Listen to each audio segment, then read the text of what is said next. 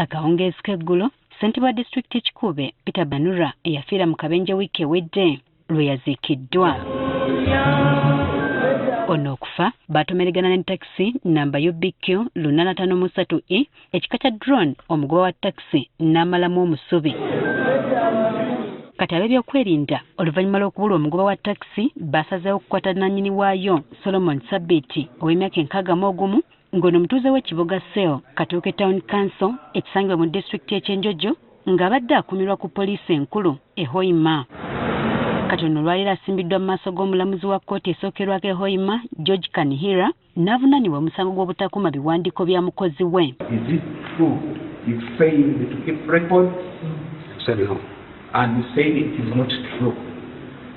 So by saying it is not true, now I entered a plea of not guilty. Ono omusango agwegaanye era omulamuzi n'amusindika ku alimanda mu kkomera ekirya Tete okutuusa ng'ennaku z'omwezi 14 omwezi guno nga ye wiiki ejja lw'asuubira okuwa ensala ye ku kweyimirirwa ono kw'ataddeyo. For today, we shall not hear the bail application. I'm going to remand him to the nearest date available for the bail application. That is what I'm saying. Sabiti ategeezezza kkooti nga bw'ali omulwadde wa sukaali ng'obulwadde buno tebumusobozesa kubeera mu kkomera ng'ali ku ddagala nga n'ekyokubeera nti yali musomesa wa gavumenti eyawummula tasobola kujeemera kiragiro kya kkooti singa akkirizibwa okweyimirirwa.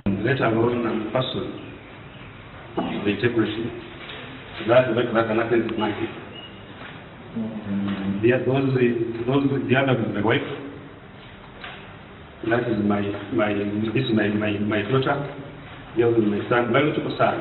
This is my brother-in-law. Meaning there's no any way how I can escape in any court.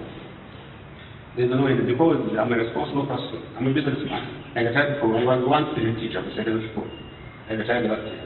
About your medical attention, now that's why I called the prison.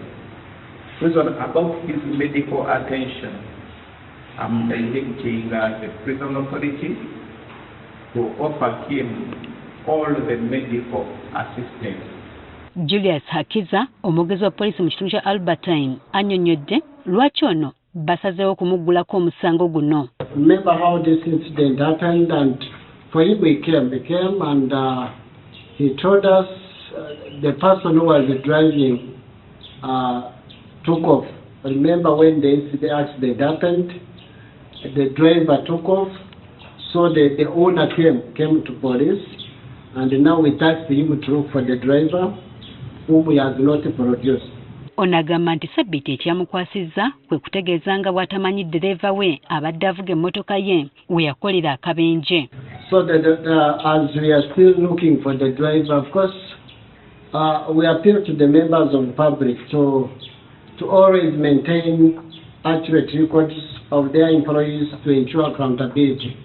Because if he says it was being driven by another person whom he cannot produce, it means he doesn't know where that person is, or he knows and maybe probably he has deliberately refused to bring the driver. So investigations are still ongoing.